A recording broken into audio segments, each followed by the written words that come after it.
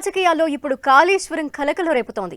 Kaleshwaram project బండారాన్ని బయట పెట్టడమే లక్ష్యంగా రేవంత్ సర్కార్ అడుగులు వేస్తోంది. దీంతో ఈ వ్యవహారంలో భాగస్వాములైన కీలక కాంట్రాక్టర్లు, అధికారుల గుండెల్లో అలజడి మొదలైంది.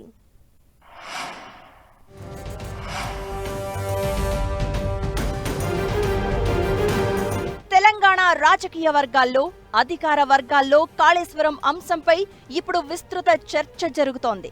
1,00,000 కోట్ల రూపాయలకు పైగా వ్యయంతో చేపట్టిన కాళేశ్వరం ప్రాజెక్టులో భారీ అవినీతి జరిగిందని, ప్రాజెక్టు డిజైన్లో లోపాల వల్ల, నిర్మాణంలో నాణ్యత పాటించకపోవడం వల్ల ఈ ప్రాజెక్టుకు మున్ముందు కూడా ఎన్నో సమస్యలు ఎదురు కానున్నాయని కాంగ్రెస్ పార్టీ మొదటి నుంచి ఆరోపిస్తోంది.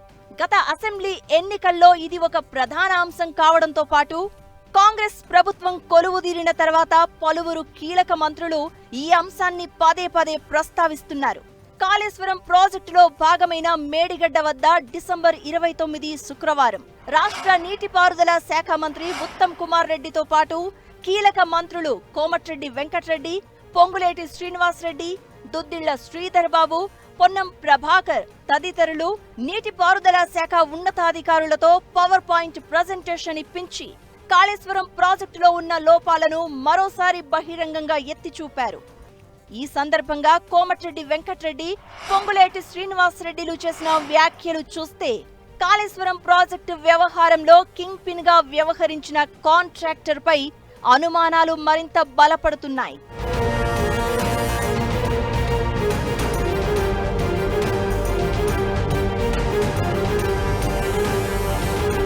1,000 కోట్ల రూపాయల విలువ చేసే పంపు సెట్లను స్థానికంగా అసెంబుల్ చేయించి 4,000 కోట్ల రూపాయల చొప్పున వసూలు చేశారని మంత్రి కోమటిరెడ్డి వెంకటరెడ్డి చేసిన వ్యాఖ్యలు పెను సంచలనం సృష్టించాయి.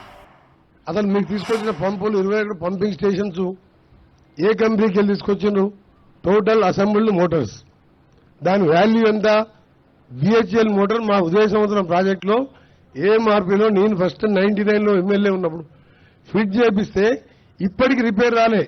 అంతకుముందే 2 years ముందు 25 years లో ఒక్కసారి బ్రేక్ డౌన్ కానీ ఆ మోటార్స్ మీకు కూడా తెలుసు. మురళి ఈఎన్సీ గారు ఎప్పుడైనా ఫెయిల్ అయినా మోటార్స్, ఈ చెత్త మోటార్లు అసెంబ్లీ మోటార్ తీసుకొచ్చి 1,000 కోట్ల రూపాయల మోటార్ని 4,000 కోట్లు ఛార్జ్ చేసాం. డిఫరెంట్ కంపెనీస్, స్మాల్ కంపెనీస్కి వెళ్ళి తీసుకొచ్చి అసెంబ్లీ తీసుకొచ్చి ఫిట్ చేసాం. మంత్రి కోమటిరెడ్డి వెంకటరెడ్డి ఆరోపణలకు తోడు రెవెన్యూ మంత్రి పొంగులేటి శ్రీనివాసరెడ్డి మరో బాంబు పేల్చారు. కాళేశ్వరం ప్రాజెక్టులో భాగమైన కన్నేపల్లి పంప్ హౌస్ గత ఏడాది వచ్చిన గోదావరి వరదలకు మునిగిపోయి మొత్తం 17 మోటార్లు దెబ్బతిని ఇందులో 6 మోటార్లు పూర్తిగా నాశనం కాగా వీటి మరమ్మతులకు కావలసిన 1,200 కోట్ల రూపాయల ఖర్చును ఈ పంప్ హౌస్ నిర్మించిన కాంట్రాక్టరే భరిస్తారని, డిఫెక్ట్ లయబిలిటీలో భాగంగా ఈ బాధ్యత కాంట్రాక్టర్దే అని అప్పటి రాష్ట్ర ప్రభుత్వం ప్రకటించింది. ఈ ప్రకటనకు విరుద్ధంగా పంప్ హౌస్ రిపేర్ బిల్లులు చెల్లించాలంటూ కాంట్రాక్టర్ దరఖాస్తు చేశారని, ఇది పెండింగ్ లో ఉందని మంత్రి పొంగులేటి శ్రీనివాసరెడ్డి వెల్లడించారు. వందలాది కోట్లు ప్రజల సొమ్ము దుర్వినియోగమైంది. ఆ టెక్నికల్ గా ఎవరు దానికి డిజైన్స్ అప్రూవల్ ఇచ్చారు? ఆ డిజైన్స్ అప్రూవల్ ఇచ్చిన అధికారుల మీద కనీసం ఏమన్నా రివ్యూ చేసి దాన్ని మీరు డిబేట్ పెట్టారా? మళ్ళీ నాకు తెలిసి ఆ పంపులకు సంబంధించిన దాంట్లో రాష్ట్ర ప్రభుత్వం నుంచి మళ్లీ డబ్బులు ఇచ్చే కార్యక్రమంలో భాగంగా ఒక ఫైల్ సర్క్యులేట్ అవుతుంది, ఫైనాన్స్ లో ఉందని నాకు తెలిసింది. ఇది నిజమా అబద్ధమా? ఇస్తే ఏ యాక్ట్ ప్రకారం వాళ్ళకి డబ్బులు ఇవ్వాలని మీరు అనుకుంటున్నారు? మీరు ఫైనల్ బిల్ ఇచ్చినట్టు లేదు. మీ మెజర్మెంట్స్ కంప్లీట్, మీ ఎంబుక్ మెజర్మెంట్స్ కంప్లీట్ అవ్వలేదు.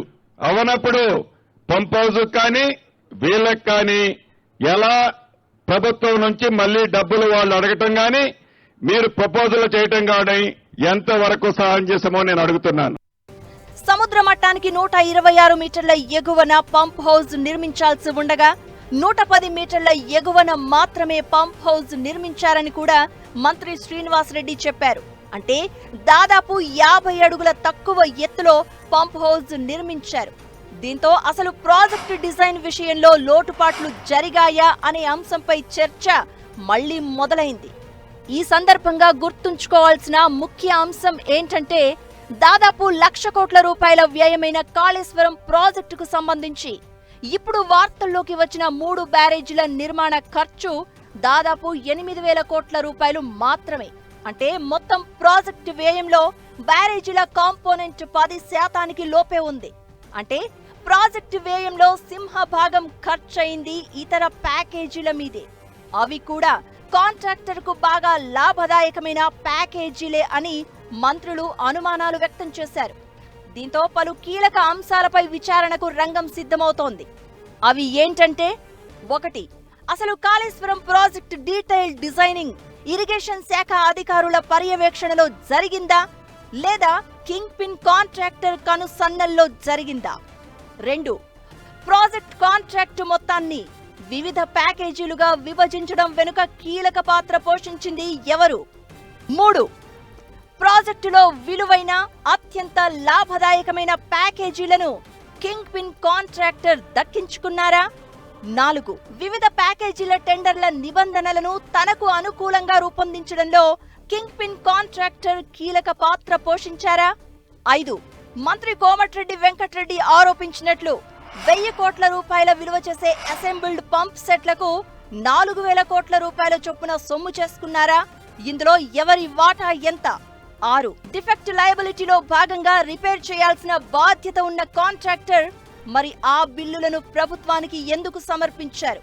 ఇందులో ఎన్ని బిల్లులు ప్రభుత్వం చెల్లించింది? 7. నిర్మించాల్సిన దానికంటే 50 అడుగుల దిగువన పంప్ హౌజ్లను డిజైన్ చేసిన పాపం ఎవరిది? కాసులకు కక్కుర్తిపడి ఇలా చేశారా లేదా ఇంజనీరింగ్ నైపుణ్యం లేకుండానే డిజైన్ చేశారా? ఈ అంశాలన్నింటిలో నిజానిజాలు బయటపడాలంటే కాళేశ్వరం ప్రాజెక్టుపై సమగ్ర విచారణ జరగాల్సిందే అని ఇంజనీరింగ్ నిపుణులు అభిప్రాయపడుతున్నారు. మేడిగడ్డ బ్యారేజీలో పిల్లర్లు కుంగిన నేపథ్యంలో ఈ మొత్తం వ్యవహారంపై సమగ్ర విచారణ జరిపేలా సిబిఐని, సీరియస్ ఫ్రాడ్స్ ఇన్వెస్టిగేషన్ సంస్థను ఆదేశించాలని కోరుతూ తెలంగాణ కాంగ్రెస్ సీనియర్ నేత నిరంజన్ ఇప్పటికే తెలంగాణ హైకోర్టును ఆశ్రయించారు. ఈ విచారణ ఇంకా పెండింగ్ లోనే ఉంది. కాళేశ్వరం ప్రాజెక్టుపై ఇటీవల కాలంలో controller and auditor general CAG కార్యాలయం కూడా విస్తృతంగా అధ్యయనం చేసి ఒక నివేదికను తయారు చేసే పనిలో ఉన్నట్లు తెలుస్తోంది. కాగ్ నివేదికలో మరిన్ని వాస్తవాలు వెల్లడయ్యే అవకాశం ఉంది. ఈ పరిణామాలన్నీ కింగ్ పిన్ కాంట్రాక్టర్లో ఆందోళన కలిగిస్తున్నాయి. రాష్ట్రంలో చేపట్టిన వివిధ ఇరిగేషన్ ప్రాజెక్ట్ కాంట్రాక్టుల్లో రింగ్ మాస్టర్ పాత్ర పోషించినట్లుగా ఆరోపణలు ఎదుర్కొంటున్న ఈ కింగ్ పిన్ కాంట్రాక్టర్ గత అసెంబ్లీ ఎన్నికలకు ముందే రాగల మార్పును పసిగట్టారు. అంతేకాదు అధికార మార్పిడితో రాగల ఇతర మార్పులను దృష్టిలో ఉంచుకుని ముందు జాగ్రత్త చర్యగా కొందరిని ప్రసన్నం చేసుకునే పనిని కూడా ఎన్నికలకు ముందే నిర్వహించారు. అయితే కాళేశ్వరం ప్రాజెక్టులో భారీ అవినీతి జరిగిందని ముఖ్యమంత్రి రేవంత్ రెడ్డితో పాటు ఆయన మంత్రివర్గంలోని పలువురు కీలక మంత్రులు బలంగా నమ్ముతున్నారు. కాళేశ్వరంపై న్యాయ విచారణ జరిపించనున్నామని ముఖ్యమంత్రి రేవంత్ రెడ్డి ఇప్పటికే స్వయంగా ప్రకటించారు. ఇప్పుడు ఆల్రెడీ కాళేశ్వరం మీద ఆర్డర్ ఇచ్చినాం, చూసినావు కదా. మేడిగడ్డ, అన్నారం బ్యారేజ్ల మీద ఏం చేయదలుచుకున్నాం ఇచ్చినాం. అదే విధంగా ఛత్తీస్గఢ్ది యాదాద్రి, భద్రాద్రి మీద కూడా ఆర్డర్ ఇచ్చినాము. దాంట్లో జ్యుడిషియల్ ఎంక్వైరీలో ఎల్ఏ వివరాలు, రికవరీ, రెవెన్యూ రికవరీ యాక్టులు ఇవన్నీ ఉన్నాయి కదా. అప్పుడే అయిపోలే, ఇంకా 30 రోజులే కాలే, ముందుంది కదా ముసళ్ళ పండుగ. ముఖ్యమంత్రితో పాటు కీలక మంత్రులు అందరికీ ఈ విషయంపై మంచి పట్టు ఉండడమే కాక ఈ వ్యవహారంలో నిజం నిగ్గు తేల్చాలన్న పట్టుదల కూడా ఉంది. దీనికి తోడు ఈ వ్యవహారంపై హైకోర్టులో విచారణ కూడా పెండింగ్ లో ఉంది. ఇదంతా సీరియస్ గా జరిగితే మాత్రం కింగ్ పిన్ కాంట్రాక్టర్ కు కష్టకాలం రాకమానదు. మేనేజ్మెంట్ కళలో ఆరితేరిన కింగ్ పిన్ కాంట్రాక్టర్ ఈ ముప్పును ఏ విధంగా మేనేజ్ చేస్తారో చూడాలి.